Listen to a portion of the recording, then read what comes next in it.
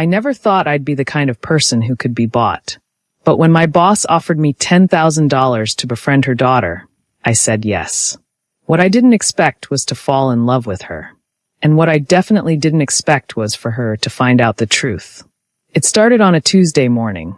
I've always believed that every person has a price. Not in a cynical way, but in a practical one. We all make compromises, trade pieces of ourselves for security, comfort, or survival. I just never imagined mine would be $10,000 and a broken heart. The fluorescent lights in the office hummed their usual monotonous tune that Tuesday morning. I was 3 hours deep into a presentation for a client who wanted to sell organic dog food, like it was a luxury sports car, when I heard the click of heels approaching my cubicle. Expensive heels.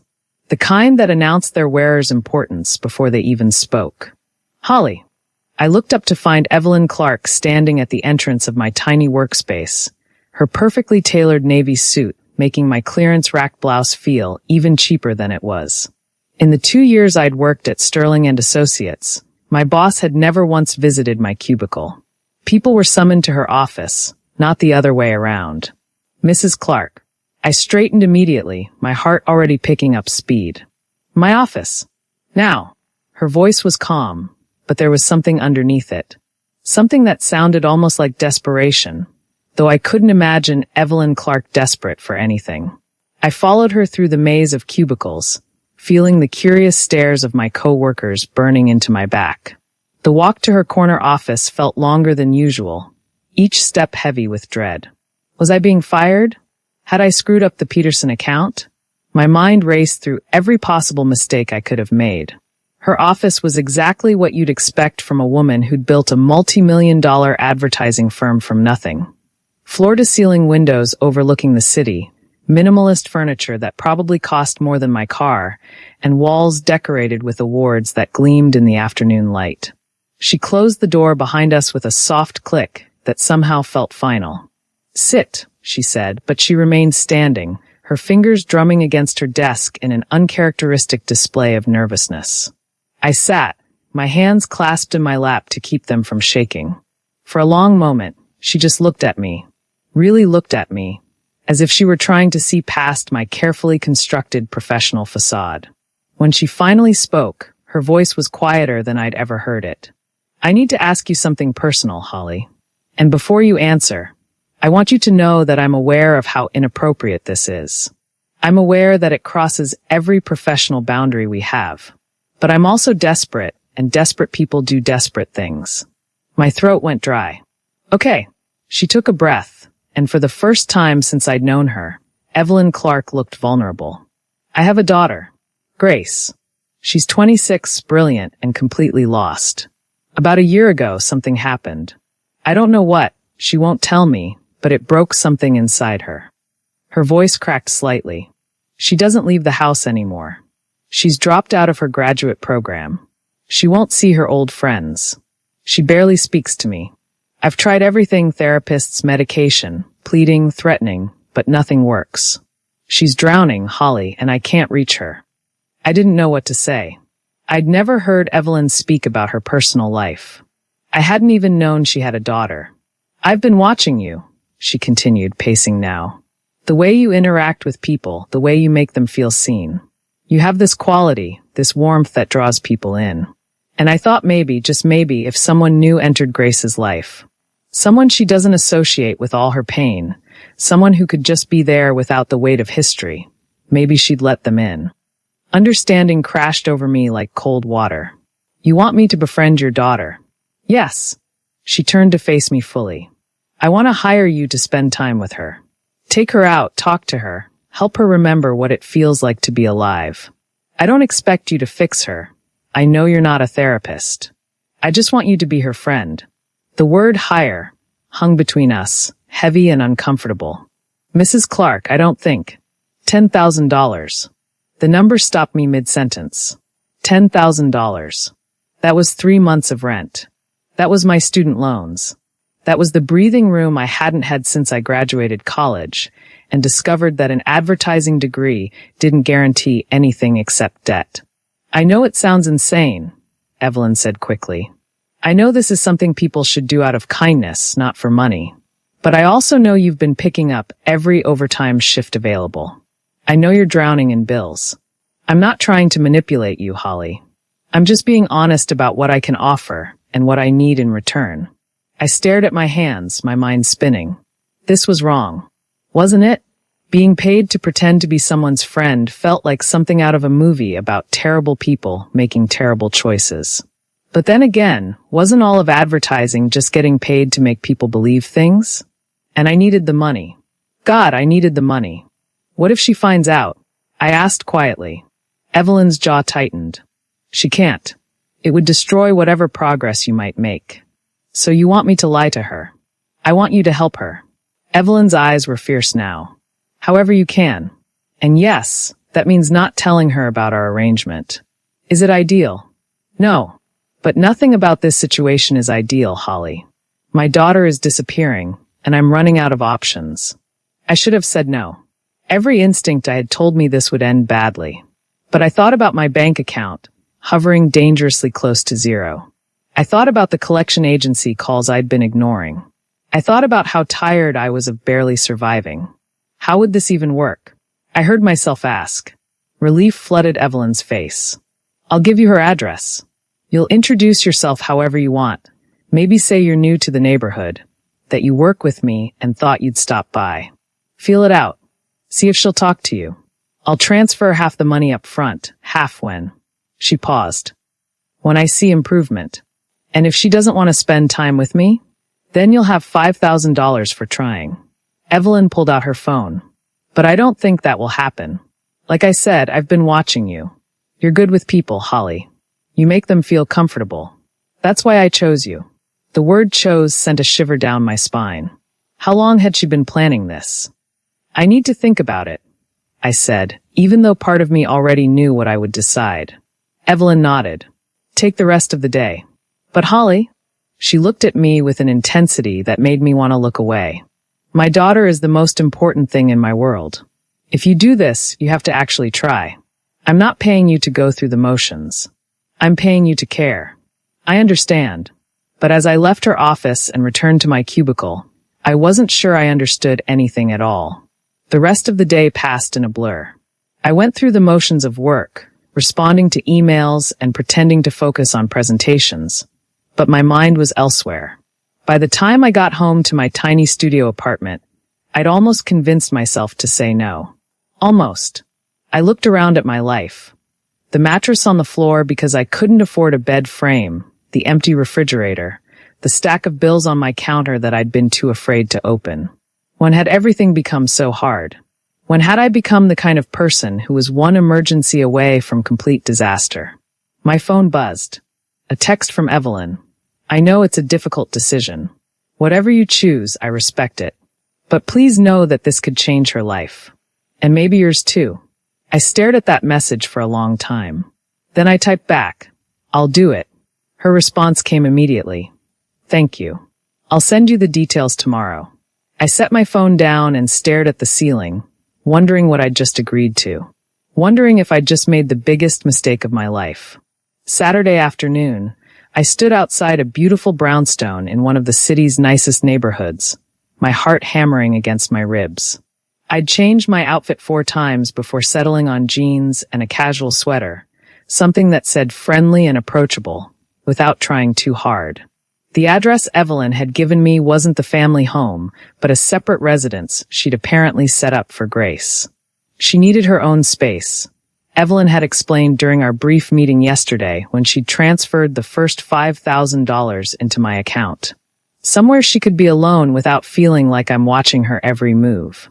I raised my hand to knock, then hesitated. I could still walk away. I could transfer the money back and pretend this never happened.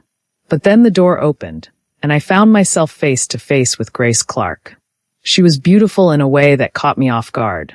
Not the polished, intimidating beauty of her mother, but something softer, sadder. Dark brown hair pulled into a messy bun, oversized gray sweatshirt hanging off one shoulder, and eyes that looked like they held 1,000 untold stories. But it was the exhaustion in those eyes that struck me most. The kind of tired that sleep couldn't fix. Can I help you? Her voice was hoarse, like she hadn't used it much lately. "Hi," I said, trying to sound casual despite my racing heart. "I'm Holly. I work with your mom at Sterling and Associates. I was in the neighborhood and thought I'd introduce myself. She mentioned you lived around here." Grace's expression didn't change, but something flickered behind her eyes. Suspicion, maybe. Or just exhaustion at having to deal with another person. "That's weird," she said flatly. "My mom doesn't usually send her employees to check on me. She prefers to do that herself, repeatedly." I felt my cheeks heat. She didn't send me, exactly. I've been in the city for a year now and haven't really made many friends outside of work. And your mom mentioned you liked books and coffee, and so do I, so I thought. I trailed off, letting the lie hang between us. She studied me for a long moment, and I forced myself not to look away. Finally, she sighed. "Look, I appreciate whatever this is, but I'm not really in the market for new friends right now. No offense." "None taken," I said quickly. "But maybe just coffee? One time. If you hate it, I'll never bother you again. I promise." I don't know what made me push. Maybe it was the $5,000 already in my account. Maybe it was the image of Evelyn's desperate face. Or maybe it was something in Grace's eyes that made me want to stay, want to know what had put that sadness there. Grace looked at me like I was a puzzle she couldn't quite figure out. Then, surprisingly, she stepped back from the door. "Fine. One coffee. But I'm not putting on real pants for this." I couldn't help but smile. Sweatpants are perfectly acceptable coffee attire. Good. Because these are the only pants I own anymore. It was said like a joke, but something in her tone suggested it might actually be true. 20 minutes later, we sat across from each other in a small cafe downtown, the kind with mismatched furniture and local art on the walls. Grace had indeed kept her sweatpants on, pairing them with an oversized denim jacket that might have been stylish, or might have just been the first thing she grabbed. I couldn't tell. She ordered an iced coffee despite the autumn chill, and I got a cappuccino I didn't really want. The silence between us was heavy, awkward in a way that made me second-guess everything. "So, I started. Your mom says you studied literature?" Grace's expression hardened slightly. "My mom talks about me a lot, apparently." "Not really," I backtracked quickly. "Just mentioned it once. I think she's proud of you. Proud of who I used to be, maybe." Grace stirred her coffee mechanically. "Not who I am now." There was so much pain in those words that I felt it in my chest. "And who are you now?" She looked up at me, really looked at me for the first time. "I don't know. That's the problem." The honesty in her answer surprised me. I'd expected walls, defensiveness, maybe hostility. But there was just weariness. Like she was too tired to pretend anymore. "I think that's okay," I said softly. "Not knowing. I don't think any of us really know who we are. We're just making it up as we go." A ghost of a smile crossed her face. "That's either very wise or very depressing. Can it be both?" This time, she actually smiled. It was small, fleeting, but real. And something inside my chest loosened. We talked for another hour, carefully navigating around anything too personal. She told me about the books she'd been reading, mostly depressing literary fiction that seemed to match her mood. I told her about the ridiculous advertising campaigns I worked on, exaggerating the absurdity to make her laugh. And she did laugh, once or twice, short bursts of sound that seemed to surprise her as much as they surprised me. When we finally left the cafe, the sun was starting to set, painting the sky in shades of orange and pink. "Thank you," Grace said as we stood on the sidewalk. "For being normal. Everyone else who tries to talk to me treats me like I'm made of glass. You just talk to me." Guilt twisted in my stomach. "Well, I meant what I said. I really am looking for friends in this city." "Then I guess you can come back," she said, shoving her hands in her pockets. "If you want. No promises that I'll be good company. I'll take my chances." As I walked home that evening, I tried to ignore the weight in my chest. I told myself this was just a job. I was helping someone, getting paid for it, and there was nothing wrong with that. But Grace's sad eyes stayed with me long into the night, and I couldn't shake the feeling that I'd just stepped onto a path I couldn't come back from. I just didn't know yet how right I was. The next 3 weeks passed in a strange rhythm that became almost comfortable. I showed up at Grace's door every few days, sometimes with coffee, sometimes with books I thought she might like, sometimes with nothing but an excuse to get her out of the house. She said no more often than she said yes. Some days, she wouldn't even open the door, just texted me that she couldn't today, maybe tomorrow. Other days, she'd answer in pajamas at 3 in the afternoon, her hair unbrushed and her eyes red-rimmed, and I'd know that whatever demons she was fighting had won that particular battle. But slowly, gradually, she started saying yes more often. We fell into an easy pattern. Coffee shops where we'd sit for hours talking about everything except what was really wrong. Bookstores where she'd run her fingers along spines like she was greeting old friends. Sometimes we'd just walk through the city, her hands shoved in her pockets, her face tilted toward the sky like she was remembering what sunlight felt like. I learned things about her in fragments. She'd been 2 years into a PhD in comparative literature when she'd dropped out. She had a younger brother who lived in Seattle and called her every week, though she rarely answered. She'd once wanted to be a professor, to spend her life surrounded by words and ideas and students who still believed literature could change the world. What happened? I asked one afternoon as we sat on a bench in the park, watching the autumn leaves drift down around us. She was quiet for so long I thought she wouldn't answer. Then, I fell in love with someone who turned out to be someone else entirely. And when it ended, I realized I didn't know how to be a person anymore. Isn't that pathetic? Losing yourself so completely in someone else that when they're gone, you're gone too. My chest ached. That's not pathetic. That's human. It's weak. It's brave, I countered. Loving someone that much. Even if it ends badly.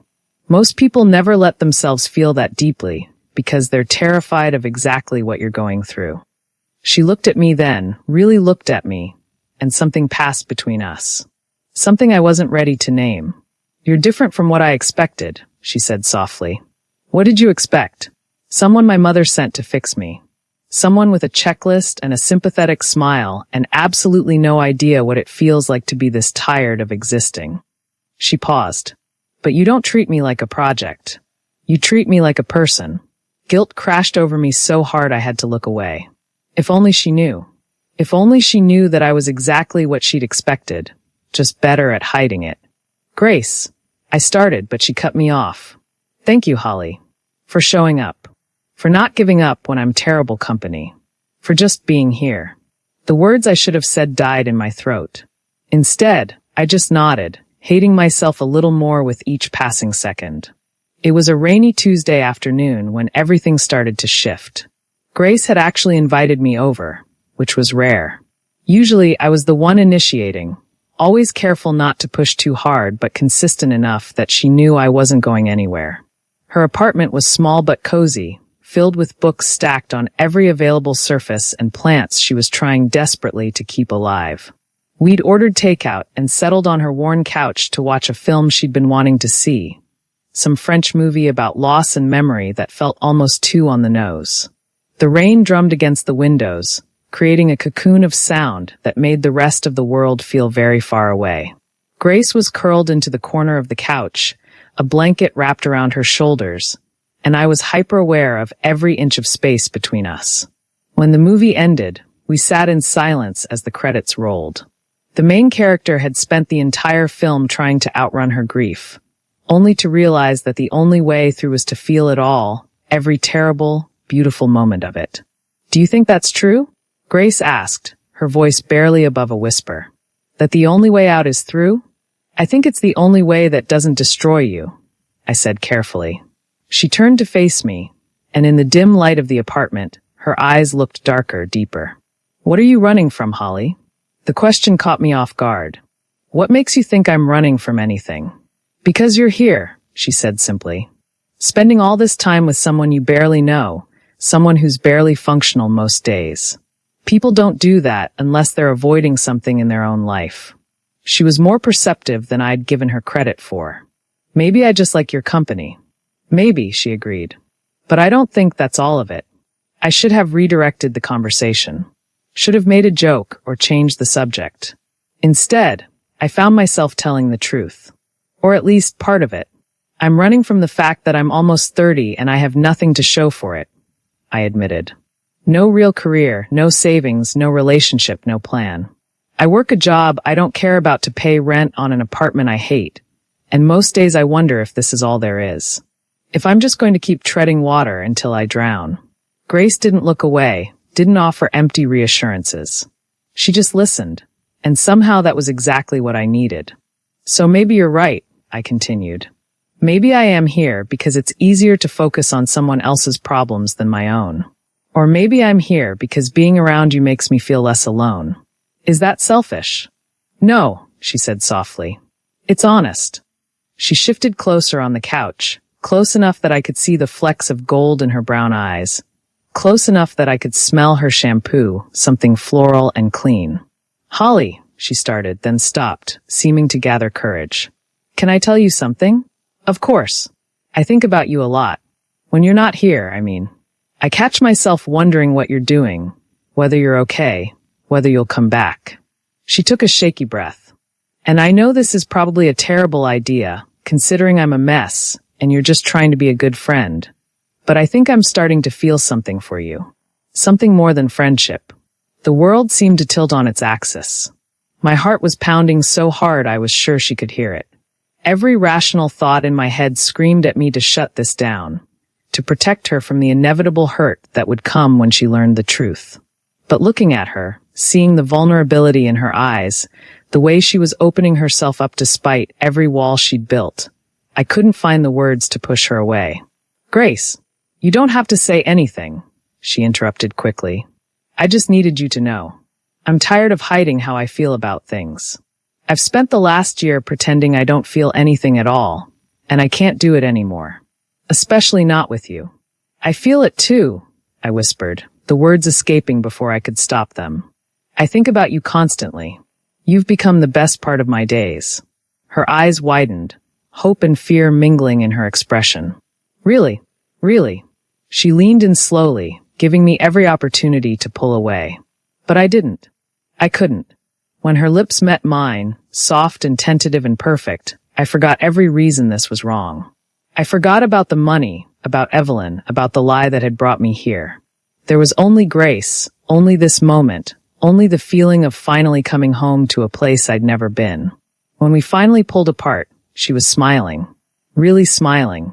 It transformed her entire face, made her look younger, lighter. I never thought I'd feel this again, she said, her forehead resting against mine. I thought I was broken beyond repair. The guilt hit me like a physical blow. She thought this was real, thought I'd chosen her freely.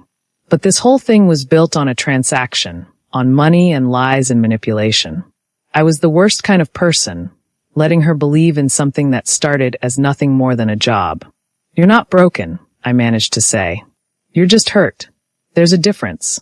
She kissed me again, and I let myself get lost in it, pushing away the voice in my head that screamed this was wrong, that I had to tell her the truth.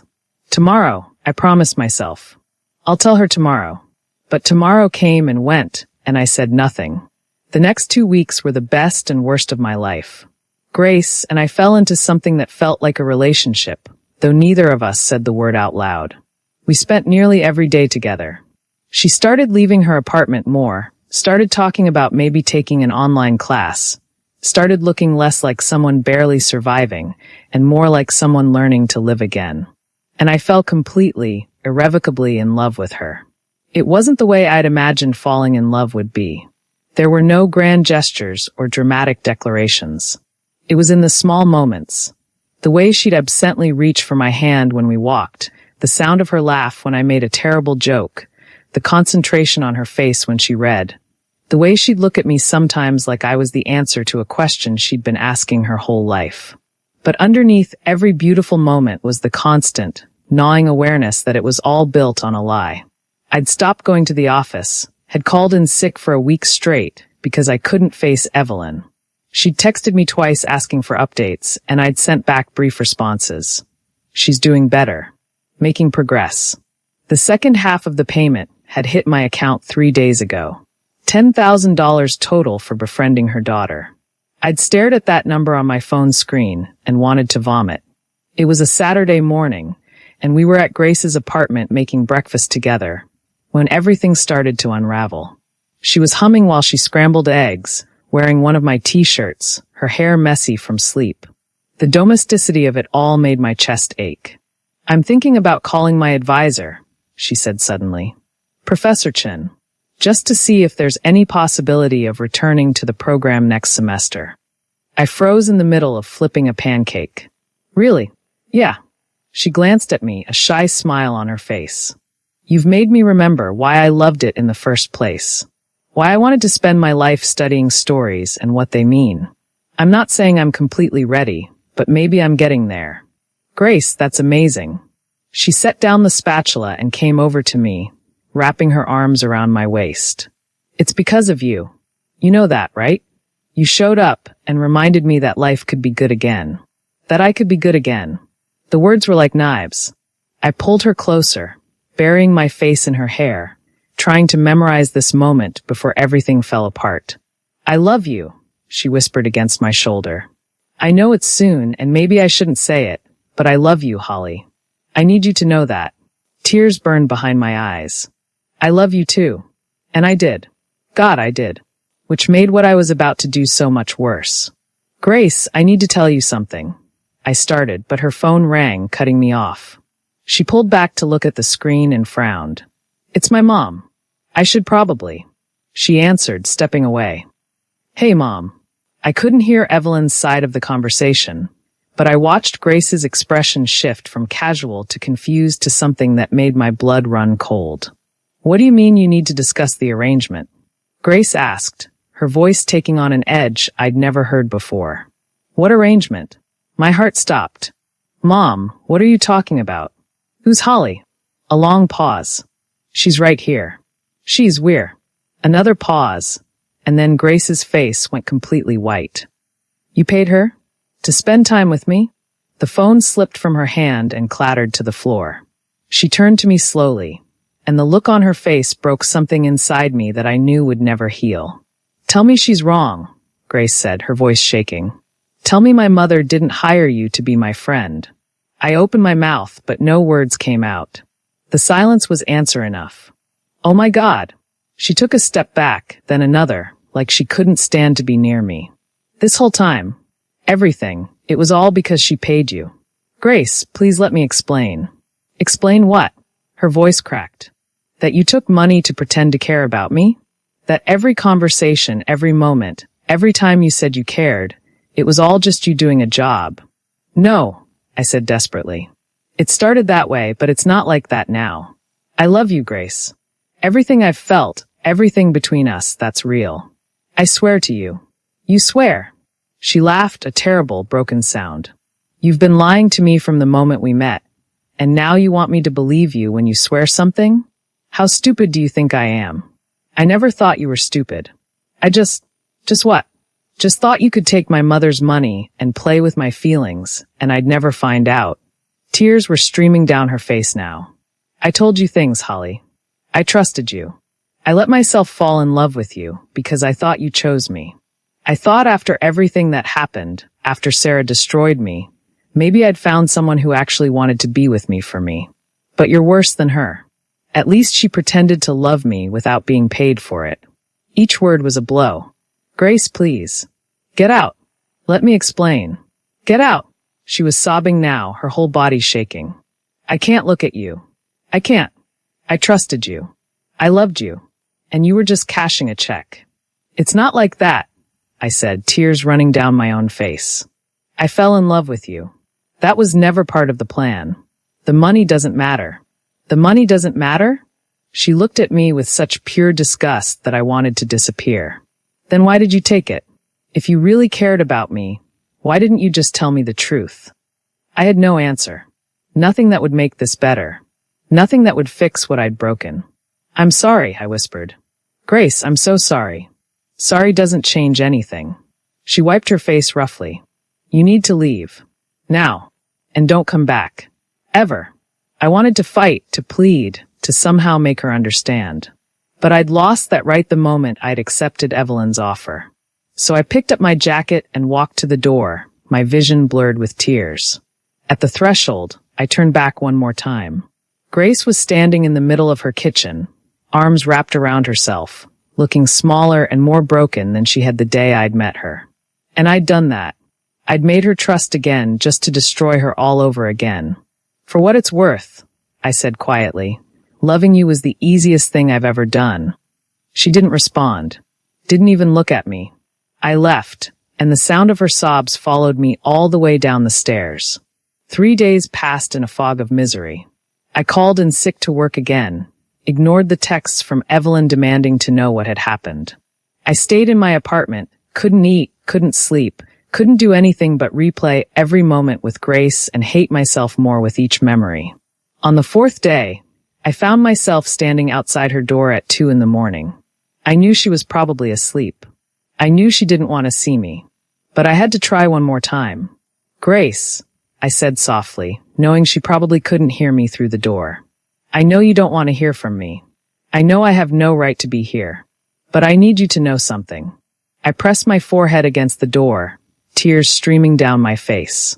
When your mom first offered me that money, I told myself it was just a job. Easy money to help someone who needed it. I convinced myself there was nothing wrong with that. My voice cracked. But from the first moment I met you, you started changing me. The way you saw the world, your intelligence, your humor, even when you were drowning in sadness. You made me want to be better.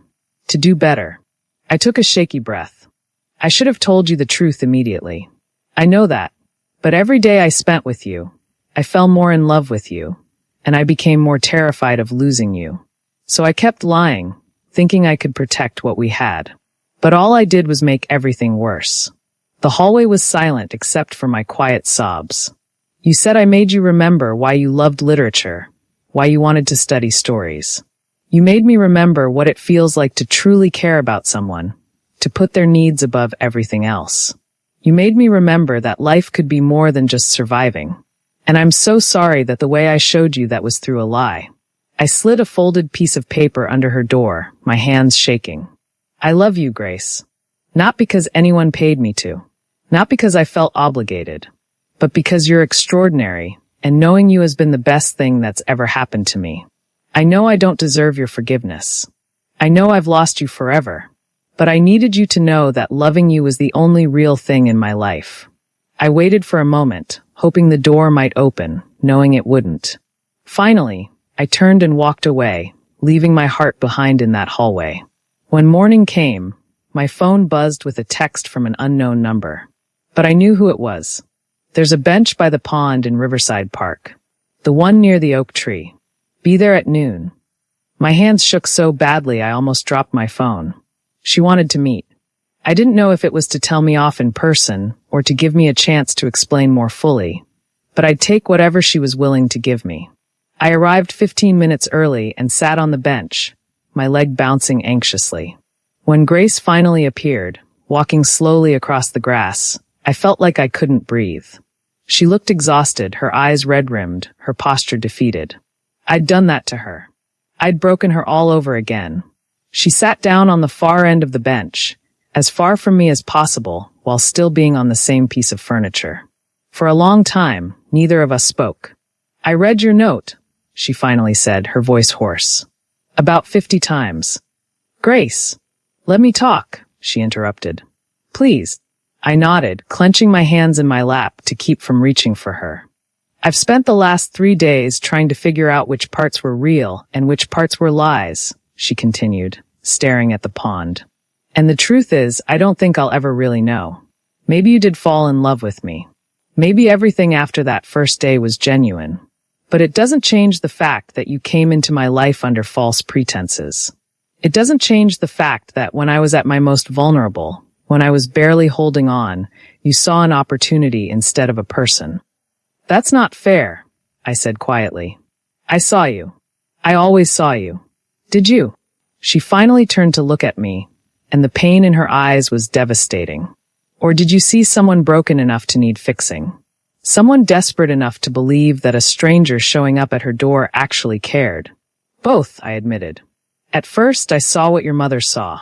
Someone struggling, someone who needed help.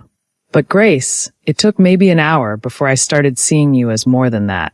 Your wit, your intelligence, the way you could quote obscure poetry and make terrible puns in the same breath. I saw all of you, not just your pain. But you still lied. Yes. She looked away again. My ex, Sarah, she lied to me for 8 months. She was engaged to someone else the entire time we were together. And when I found out, when everything came crashing down, I swore I'd never let anyone fool me like that again. I'd never be that naive again. Her laugh was bitter. And then you came along, and I let myself believe that maybe I'd been wrong to close myself off. That maybe there were still good people in the world. What does it say about me that I fell for another lie? It says you're brave enough to keep trying, I said. It says you're stronger than you think. I don't feel strong. I feel like an idiot. We sat in silence, watching ducks glide across the pond. A jogger passed by. A mother pushed a stroller. Life continuing around us like the world hadn't just ended. I don't know if I can forgive you, Grace said eventually. I want to. Part of me really wants to believe that what we had was real, that the feelings were genuine even if the beginning was fake. But I don't know if I can ever trust you again. And what's a relationship without trust? My heart sank, but I forced myself to nod. I understand. But, she continued, and my head snapped up. I also don't know if I can just walk away. Because despite everything, despite the lies and the betrayal, you did help me. You did make me want to live again. And I don't think I can just pretend none of that happened. What are you saying? She finally looked at me fully, and there was something in her expression I couldn't quite read. I'm saying I need time. I'm saying I don't know what happens next. But I'm also saying that I'm here, talking to you, when every logical part of my brain says I should never speak to you again. So maybe there's hope for us. Or maybe this is just me being stupid again. You're not stupid, I said firmly. You're giving someone who doesn't deserve it a chance to prove they can be better. That's not stupid. That's incredibly generous. She stood up slowly. I'm going back to therapy. Real therapy, not whatever this was. And I think you should too. We both have things we need to work through. I will, I promised immediately. Whatever you need. I need honesty, she said. Complete, brutal honesty, even when it's uncomfortable. No more secrets, no more lies, no matter how small. If we're going to have any chance at this, that's the foundation we need. I promise, I said, standing to face her. No more lies. Ever. She studied me for a long moment. Then slowly she held out her hand. Not for a handshake, not for anything romantic, just a simple gesture of connection. I took it, fighting back tears. This doesn't mean everything's okay, she said quietly. This doesn't mean I forgive you, or that we're back together. This just means I'm willing to see if maybe, eventually, we could rebuild something real. Something that isn't built on money and lies. That's all I'm asking for, I whispered. A chance to prove that what I feel for you is real. She squeezed my hand once, then let go. I'll call you when I'm ready to talk again. It might be days. It might be weeks. But don't show up at my apartment. Don't try to rush this. Let me come to you. Okay. She turned to leave, then paused. Holly. Yeah. For what it's worth, I think part of me still loves you. I just don't know if that's enough. She walked away, and I stood there watching until she disappeared from view. It wasn't the ending I'd hoped for. But it wasn't the ending I'd feared either. It was something in between, something uncertain and fragile, and maybe, just maybe, salvageable. 2 weeks passed. Then 3. Grace didn't call, didn't text.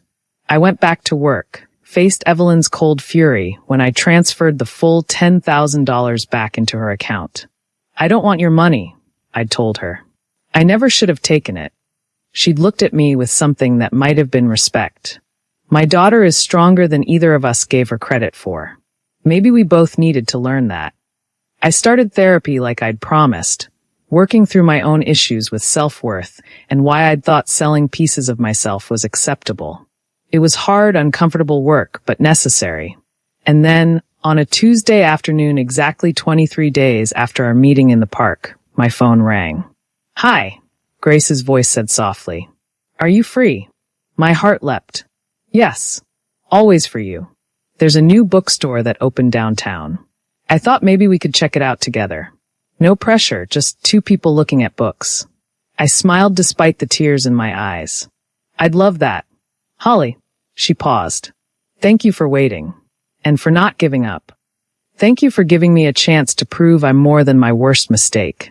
When we met outside the bookstore an hour later, things were different. Careful, tentative, fragile. But when she smiled at me, really smiled, I saw possibility. Not a guarantee, not a promise that everything would work out, but possibility. And sometimes that's all love needs to grow. We walked into the bookstore side by side, not quite touching, but not quite separate either. And for the first time in weeks, I felt like maybe I could breathe again. Maybe the most beautiful love stories don't begin in perfect honesty. Maybe they begin in mistakes and misunderstandings and the messy work of choosing each other anyway. Of building something real from the ashes of something broken. I'd started this journey for all the wrong reasons. But somehow, impossibly, I'd found something worth fighting for. And I was going to spend every day proving that love built on truth, no matter how painful, was worth more than anything money could ever buy. I've learned that sometimes love finds us in the most unexpected ways. Sometimes the path to something real leads through mistakes and broken trust. But if both people are willing to fight for it, to choose honesty over comfort and truth over fear, maybe even the most complicated beginning can lead to a beautiful ending. Have you ever made a choice you regretted? One that almost cost you everything? Or maybe you've been in Grace's position, hurt but brave enough to give love another chance? If this story touched your heart, don't forget to like, subscribe, and hit that notification bell for more emotional love stories. Thank you for being here with me, and remember, love is always worth fighting for.